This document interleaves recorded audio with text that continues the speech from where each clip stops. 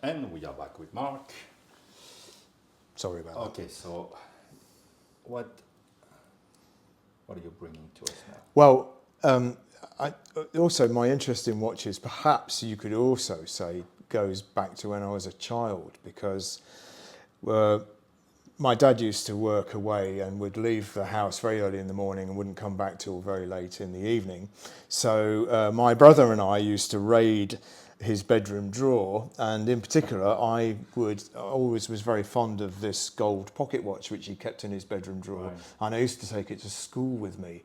So, but I wouldn't say that fostered a fascination of watches when I was young. But my story of watches does go back to this, and this belonged to my great grandfather. So it's a Lange and Söhne pocket watch which he bought in 1912 in Berlin. My father's side of the family are German, and this survived 2 world wars because my grandfather had to leave Germany during World War II as a refugee, and he went to South America and went from being a lawyer to having to make ice cream and repair sewing machines just to scrape a living together. But he always kept the watch. He never sold it or never traded it or never used it as for bartering or anything. And then because my brother and I confessed our sort of sins to my parents when we were older, when I came to Hong Kong, I had a farewell lunch with my mum and dad, and my dad brought this little box out from his pocket, which I immediately recognised and said, well, look, you know, you're going for a new life in Hong Kong. We think you should take this with you. And he gave me the watch. And wow, what a moment that was. So I bought this 1815 Lange wristwatch as the wearable version of this. And there's a bit of a story surrounding this. Sorry, I'll try to sort of make it brief without going on too much. But this watch I was looking for, so it's a 2010 watch, and I found it at a dealer in the US, and it was shipped over. I paid bank transfer, and then the watch was shipped over. When it arrived, it wasn't actually the same watch that was on the website that the dealer had listed. It was a different one. But the box wasn't in such good condition. I was a bit annoyed about that, and I was considering what to do and whether to return it or keep it. What do I do? But the warranty card was stamped Hong Kong, so it left Hong Kong, gone to America, and then come back to Hong Kong. And then the following day, it stopped working. So I spoke with the dealer, and we came to the arrangement that he would pay for Lange & Söhne to service the watch. I was quite happy to do that. And he would also pay for a replacement strap because it had the wrong strap fitted to it as well. Had a 19mm strap, which actually is on the Lundy Bleu. I sent the watch off to Lange & Söhne, and during that time, my father, who by then had become, this was 2 years ago, by then had become quite frail, had been taken into hospital following quite a serious fall. And we kind of knew it was unlikely that he was going to come out of hospital. And on the day that Lange called me to come and collect the watch after it had been serviced, I went to the boutique and picked it up. And when I got home, I got a call from my brother to say my dad had died. So it's just a story. My dad would be furious at me for linking the two things together because he was forever the pragmatist and certainly didn't believe in any kind of superstitious nonsense as he would describe it. But for me, that really ties these two things together. And this is the only watch my whole collection, my wife has got strict instructions: do whatever you need when I die.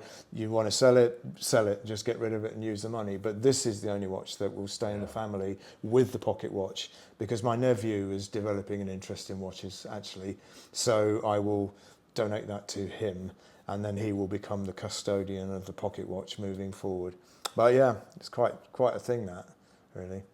And it's an amazing, well, it's a Lange & Söhne, so it doesn't get better than this. Yeah, it's a beautiful watch. What a wonderful heritage. Yeah, that's quite something. the pocket watch. Incredible to have those two together, and The DNA is absolutely plain to see, isn't it? The pocket watch itself is a domestic version, so it doesn't have all the nice screwed chatons that you see on the back of the movement of the wristwatch. It's quite plain, actually. Domestic ones were plain. It was the export versions that had all the fancy decoration and the engraving.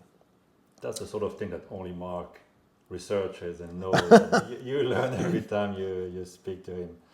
Wow, you feel the weight of emotion in those watches. Absolutely. But Lange still have a record of it sensational. in their books, and they were able to tell me that it was purchased in Berlin in 1912. I think I've even got 1912. Yeah, An 1912. actual longer. Yeah. This is the wow, and it's weird. You see them together, and they make sense together. Mm.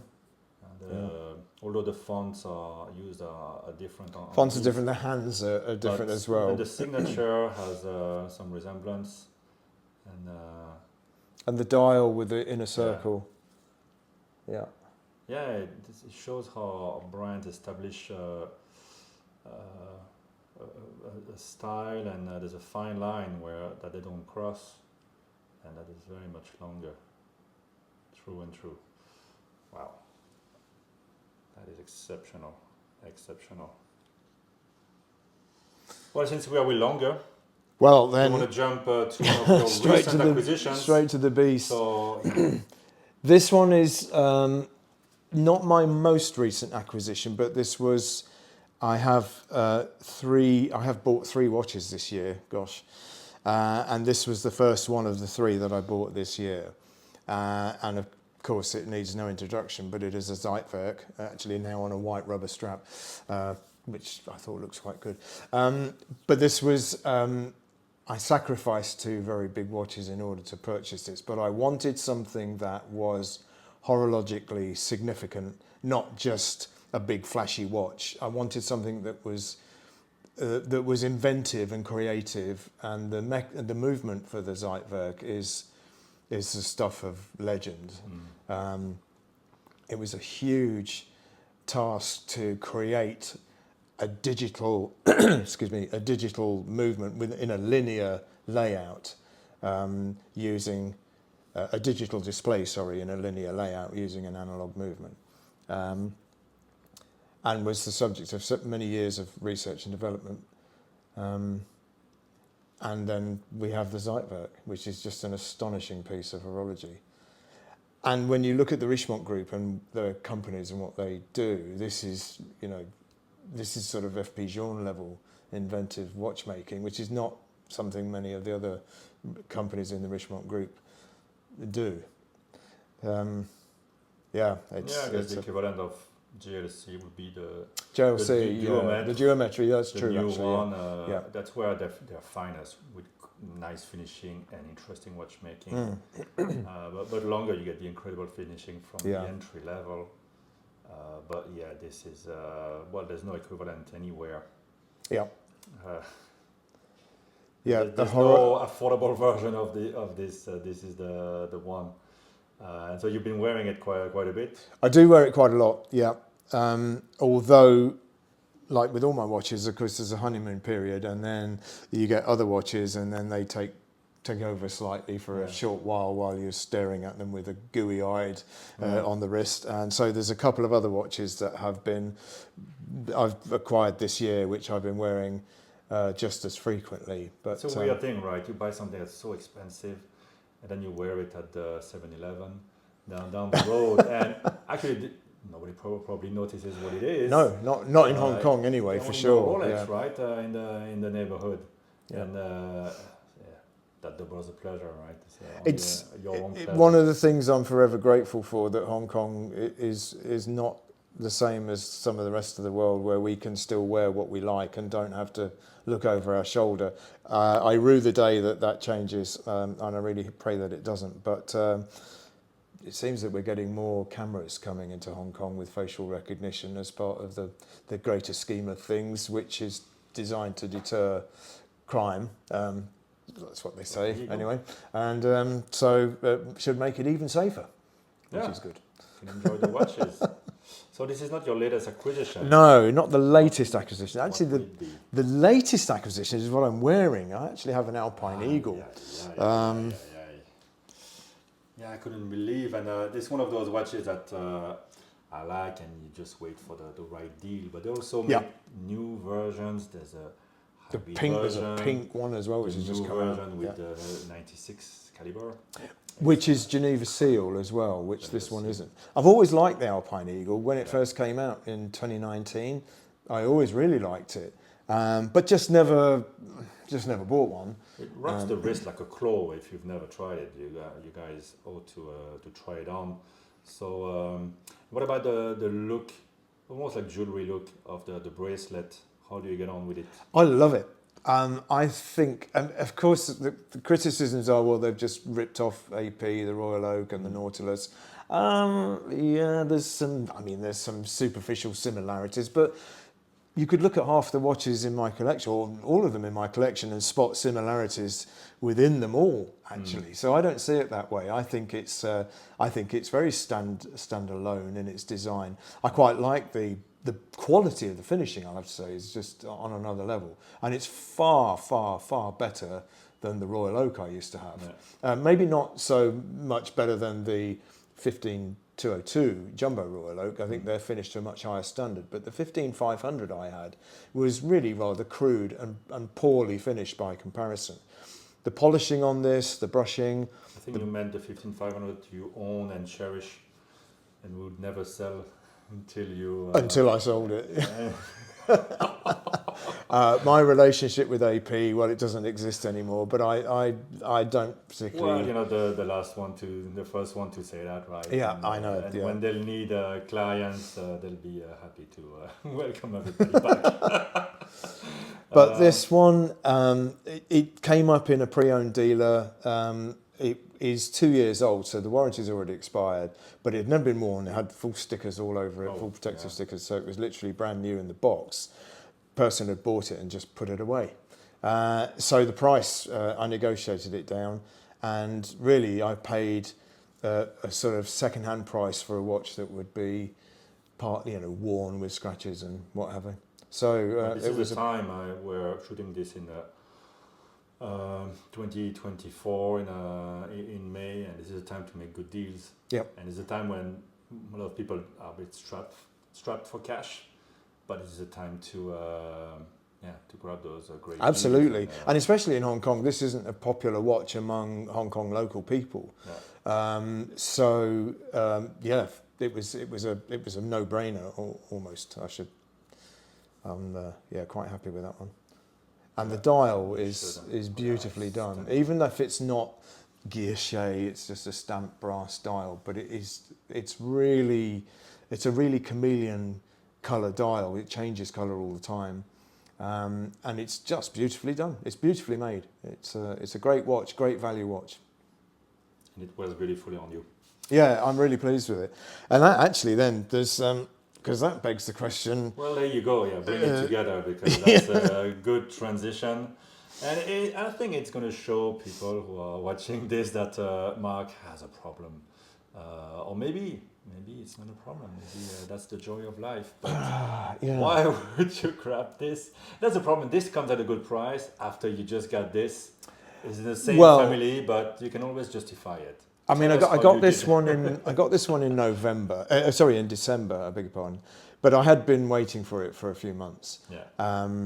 When I first saw the Ingenieur, the re-release of the Ingenieur, I really thought, wow, that's what the Ingenieur should always have been. Yeah. If Genta hadn't designed such a unfortunately crude watch by comparison to the Nautilus and the Royal Oak. It was a Monday design. Yeah, the Monday blues. And the price point, of course, that was actually the Chopard is a bit more expensive than the Ingenieur, actually, but the Chopard you can usually get with discounts. The Ingenieur you can't, because it's boutique only, and people complain about the movement being a rather low-level movement that's in a Bowman Mercier as well. Well, I didn't see it that way. I see it has a 5-day power reserve movement that does the job. And it's a closed case back because it's an Ingenieur, so it's designed to have a closed case back. I don't have a problem with that. Sure, I wouldn't complain if it was cheaper, but the quality of the manufacture, the bracelet is beautifully made, the case is beautifully made. It seems to me as good as the others in terms of the manufacturing quality. So yeah, I like it. I love it, actually.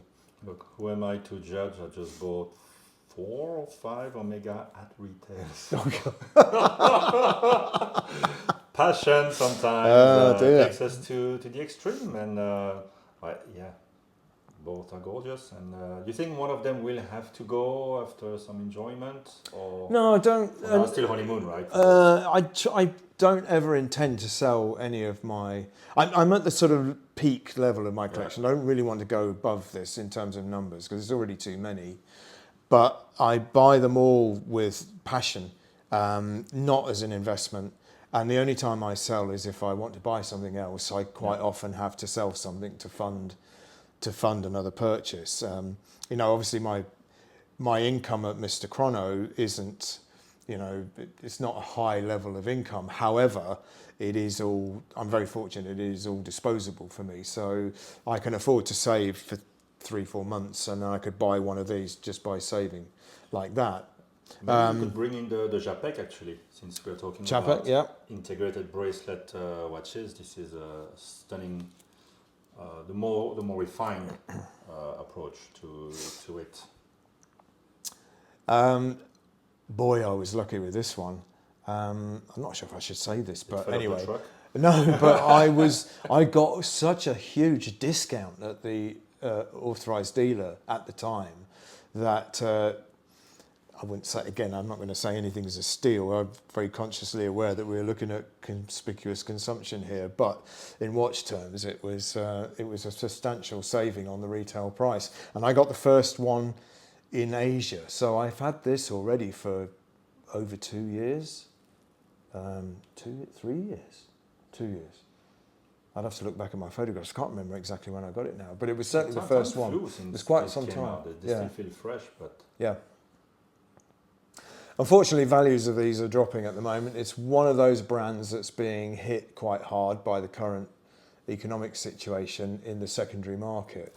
It's a bit of the enthusiast watch, and market is changing, and also they came up with a lot of dials, and they've come up with a lot of variations. It's a limited market, and too many variations sort of put people a bit. People just get a bit more careful. It doesn't detract from any of what they made, but this one you start to wait for the next dial, right? Oh yeah, for sure, yeah. And they have done a lot of special editions, a lot of variations, but they're a new brand and they need to sell watches. They need to make money. I kind of get the situation for them, and not helped also by the Christopher Ward 12, which has certainly damaged sales of the Czapek.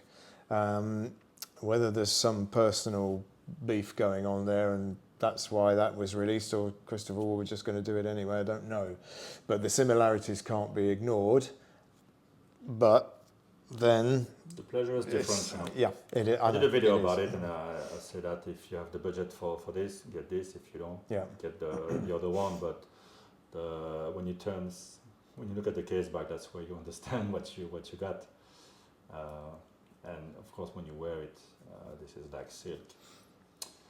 And this one kind of marked my shifting towards more niche independent watchmakers as well. So I think actually this was the first independent watchmaker I got, apart from Ming. I suppose Ming were the first, I guess what you'd call independent watchmakers watches that I bought. Have you looked at the Romain Jérôme? Romain Gauthier. Oh, Romain Gauthier. Oh, I would love a Romain Gauthier. A Romain Gauthier C. But I'm priced out at the moment. They're just too expensive. They'll come off. I'd have to sell my Zeitwerk to be able to even afford to buy or several others. Well, if you sell the 3 watches we just looked at, that's pretty much it. But I wouldn't sell. I'd rather you keep get more them. pleasure from one than you get from the 3. That's always the question. Sometimes, you think, wait, I'm not the incremental pleasure of spending an extra, $50,000 is just not. Yeah. It's just not 50,000 hard points, I think. And you have to add up what you've spent and how much you'd lose as well, of course. I mean, if I were to sell the Alpine Eagle now, I might just about make my money back. If I were to sell that, would I break even? Possibly, given the price I paid for it. But even then, the two of those together, I'm only halfway towards a Roman Gautier, and that would be, nobody's going to, I mean, I would have to get cash for these in order to buy a Roman Gautier. I wouldn't be able to do a trade-in. That's another 20 minutes. We're going to take another break and Sure. We'll come back.